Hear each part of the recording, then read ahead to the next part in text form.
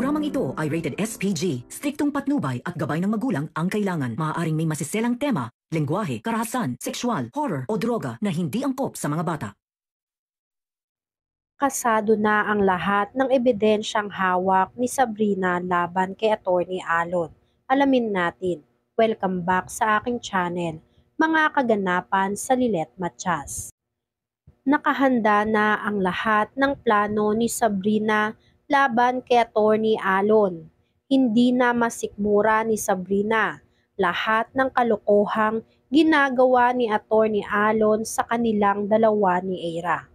Nararamdaman ni Sabrina na kung kaya ni Attorney Alon na sigaw-sigawan siya sa harap ng ibang tao, magagawa rin siyang iwan at lokohin ito.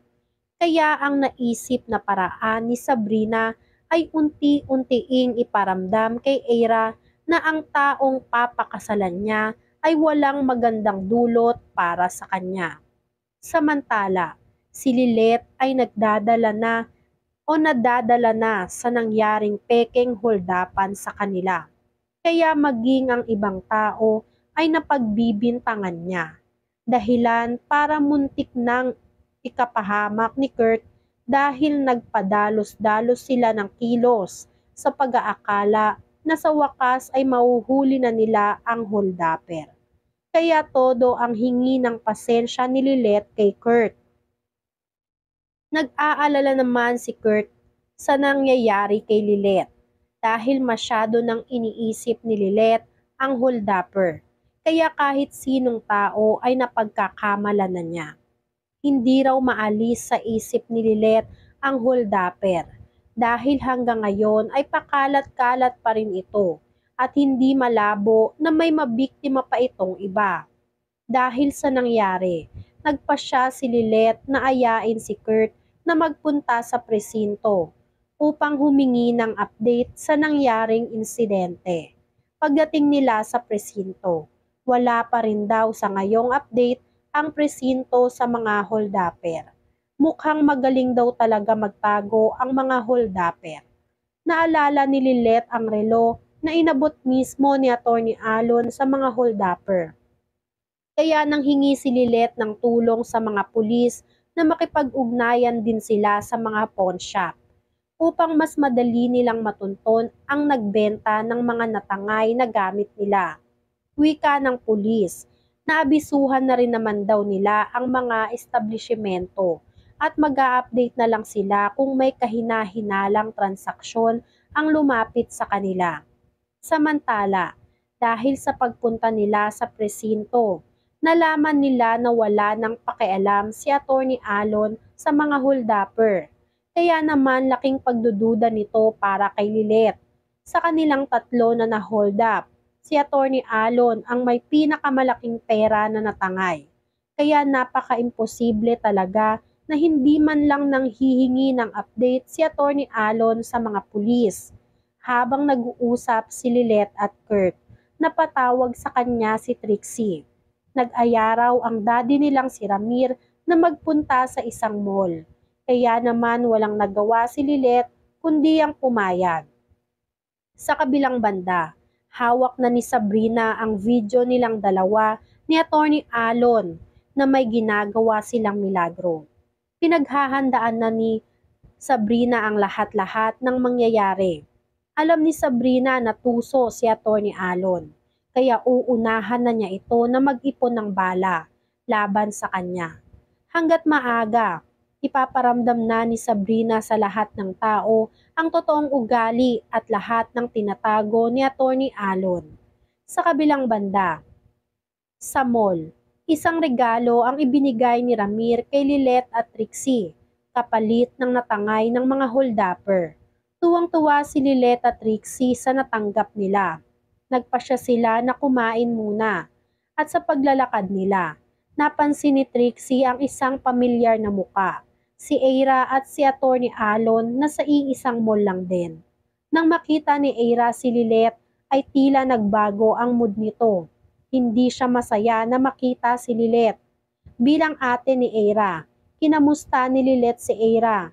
Ngunit dahil sa sinabi ni Attorney Alon na tila walang utang na loob si Lilet sa pagligtas ni Atty. Alon sa kanya ay inopen ito ni Eira.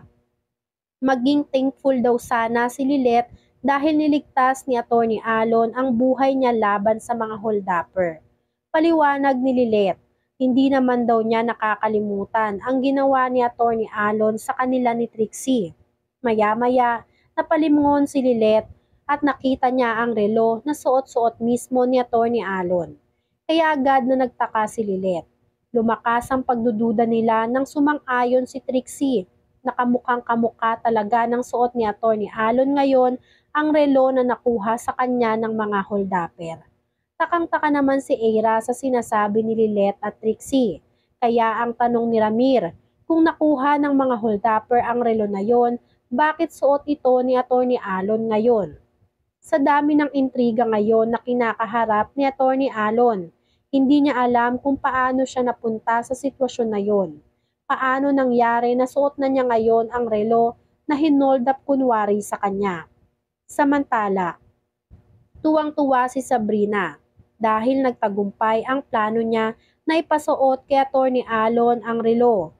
Wika ni Sabrina, kung talagang matalino si Eira, mahahalata niya ang lahat-lahat, lalong-lalo na ang suot na relo ni Atty. Alon.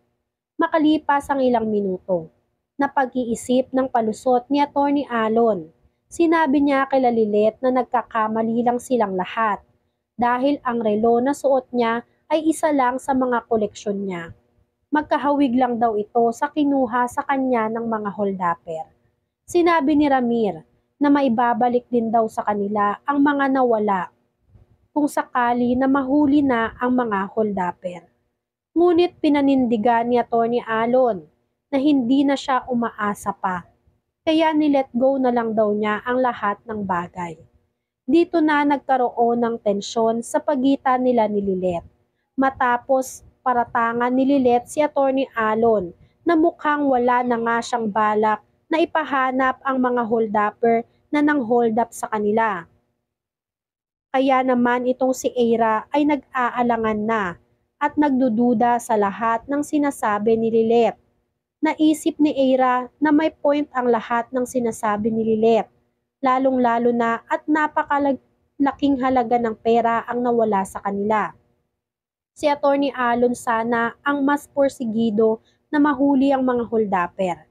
Maya-maya, sinabi na lang ni Eira na sinabihan na lang niya si Atty. Alon na hayaan na lang ang nangyari. Dahil ang importante ay naging ligtas sila at hindi sila nasaktan sa insidente. Kahit sa loob-loob ni Eira, may parte na sa kanyang puso na nagdududa na siya sa lahat ng galaw ni Atty. Alon.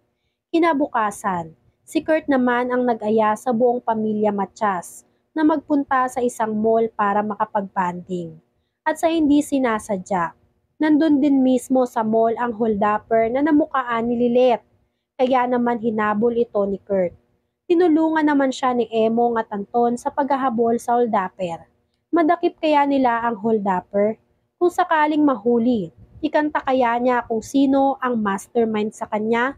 Yan nga ang mga kaganapan at mga dapat nating abangan dito sa Lilet Matias. Kung gusto nyo pa ng mga ganitong klaseng video, ay mag-subscribe at i-like itong video na to. Maraming salamat po.